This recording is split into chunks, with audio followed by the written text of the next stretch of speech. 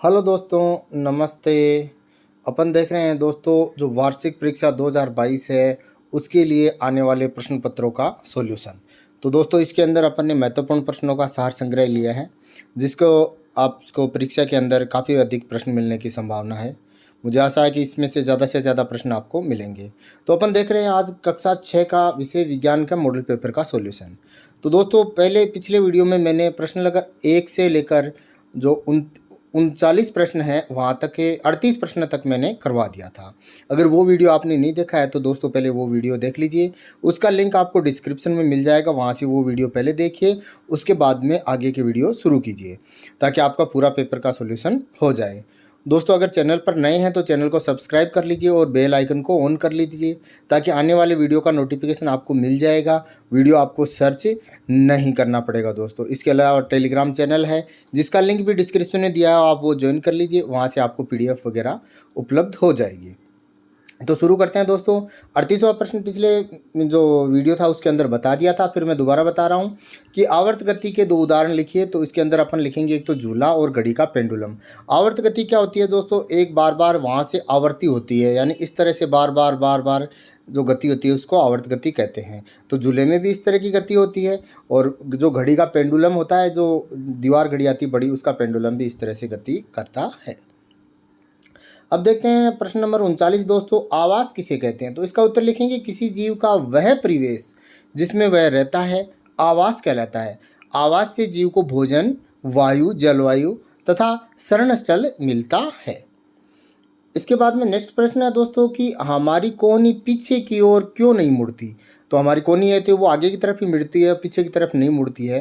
तो इसका कारण है दोस्तों हिंज संधि होती है। हिंज संधि का मतलब जो दो हड्डियां होती हैं उनके बीच में एक जोड़ होता है। तो ये अपने जो यहाँ कोहनी में जो संधि होती है वो हिंज संधि होती है। हिंज संधि का मतलब वो एक तरफ ही मुड़ती है, यानी एक तरफ ही, यहाँ सीधे होकर इससे इधर बैक नहीं आएगी वापस।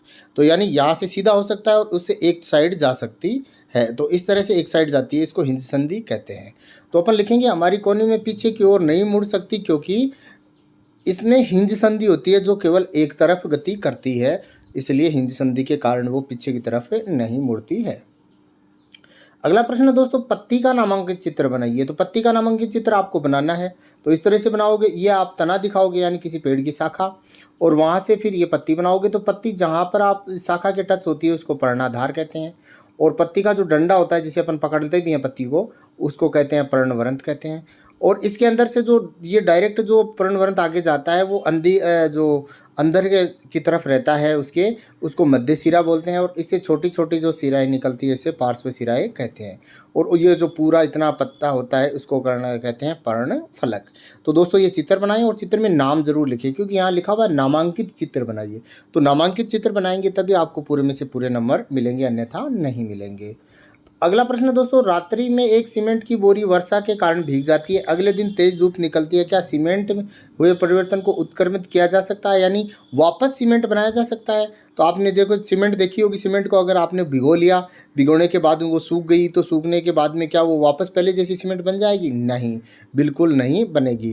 क्यों? क्योंकि ये उत्करणीय अनुत्क्रमणीय उत्क्रम है, यानी पीछे की तरफ नहीं जाता है। जैसे बर्फ़ से पानी बन जाता है और पानी से वापस बर्फ़ बन जाता है, लेकिन दूध से दही बनता है तो दही से वापस दूध नहीं बनता। तो दूध से दही वाला अनुत्क्रमणीय उपक्रम है, प्रक्रिया है और अभिक्रिया है। और ये जो बर्फ़ से पानी बनना और पानी से बर्फ़ बनना क्या है? उत्क्रमणीय अभिक्रिया है। तो ये अनुत्क्रमणीय में आएगी, दही से दूध वाले में।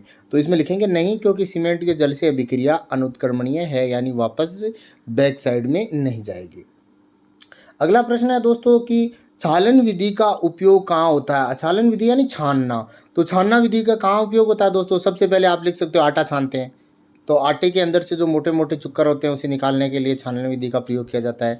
तो छानन विधि ये उपयोग हो जाएगा। इसके अलावा देखो अपन इसको लिखेंगे, उत्तर लिखेंगे अपन दोस्तों इसका कि छालन विधि के द्वारा बड़े बड़े उपयोगी कणों को छोटे और महीन कणों से अलग किया जाता है। इसका उपयोग हम आटे से चोकर व अन्य अनुपयोगी कणों को अलग करने में करते हैं। इस विधि का उपयोग भवन निर्माण की प्रक्रिया में रेत से कंकड़ जो बजरी छानते हैं और पत्थर को अलग करने में किया जाता है। तो ये अपन इसका उपयोग लिख देंगे छालन विधि का। अब अगला प्रश्न है दोस्तों, प्रश्न नंबर 44 कि लकड़ी से बनाई जा सकने वाली 5 वस्तुओं के नाम लिखिए। तो आप बहुत सारी वस्तुओं के नाम लिख सकते हैं। तो अपन लिखेंगे लकड़ी से बनाई जाने वाली 5 वस्तुएं निम्नलिखित हैं: दरवाज़ा, खिड़की, चारपाई, खिलौना, बैलगाड़ी, ऊंटगाड़ी। बहुत सारी चीज़ें होती है जो आप घर के अंदर देखते हैं जो लकड़ी की बनी होती है, जैसे कुर्सी टेबल वगैरह होते हैं वो भी लकड़ी के बने होते हैं, अलमारी होती है वो भी लकड़ी की बनी होती है। बहुत सारी चीज़ें आप इसके अंदर लिख सकते हैं। अगला प्रश्न है दोस्तों, हमारे भोजन के मुख्य पोषक तत्वों के नाम लिखिए। तो अपन लिखेंगे हमारे भोजन के मुख्य पोषक तत्व निम्न है: कार्बोहाइड्रेट, वसा, प्रोटीन, खनिज लवण, जल और विटामिन आदि होते हैं। अगला प्रश्न है दोस्तों, प्रश्न नंबर 46 की 5 पौधों के नाम लिखिए और बताइए इनके किस भाग का उपयोग खाद्य के रूप में किया जाता है, यानी कौन से भाग को अपन खाते हैं। तो आम होता है, तो आम का क्या खाते हैं दोस्तों, फल खाते हैं। गेहूँ, जैसे गेहूँ चना जो होता है उनका क्या खाते हैं अपन, बीज खाते हैं। गन्ना होता है तो गन्ने का अपन जो तना होता है उसका रस पीते हैं, तो ये खाने योग्य भाग क्या हो गया, तना हो गया। गाजर का खाने योग्य भाग क्या होता है, जड़ होता है। और पालक का खाने योग्य भाग क्या होता है दोस्तों, पत्तियां होती है। तो अलग अलग पौधे में अलग अलग जो भाग होता है वो खाने योग्य होते हैं। अगला प्रश्न है दोस्तों, हमें रुई कहाँ से और कैसे प्राप्त होती है, स्पष्ट कीजिए। तो अपन को रुई कहाँ से, कपास के पौधे से प्राप्त होती है। तो अपन लिखेंगे रुई हमें कपास के पौधे के फल से प्राप्त होती है। कपास का फल गोलक कहलाता है। जब गोलक पक जाता है तो बीज खुल जाते हैं, यानी आगे से वो खुल जाता है और कपास के श्वेत तंतु जो बिनोला से जुड़े रहते हैं बाहर लटक जाते हैं, जिन्हें हाथों से अलग करके रुई प्राप्त की जाती है।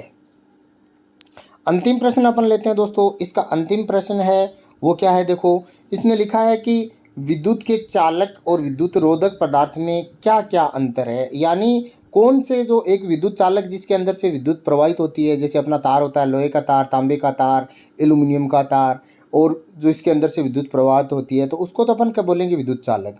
और विद्युत रोधक यानी जिसके अंदर से करंट नहीं आता।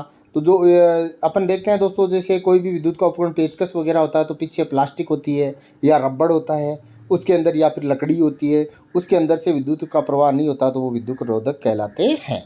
तो अपन इसके बारे में अंतर लिखेंगे। तो अंतर क्या लिखेंगे, विद्युत चालक के बारे में क्या लिखेंगे, ये विद्युत के सुचालक होते हैं, जबकि विद्युत रोधक ये विद्युत के कुचालक होते हैं।